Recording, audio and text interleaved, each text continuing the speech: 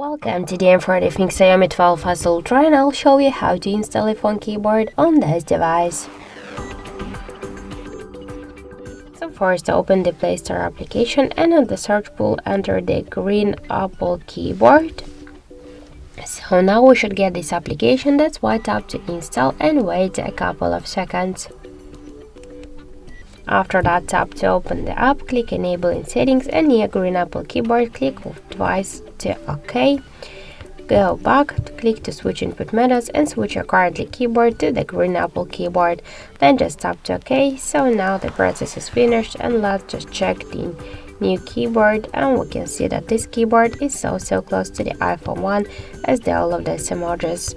So that's it, thank you for watching, and if you find this video helpful, don't forget to leave a like, comment and to subscribe our channel.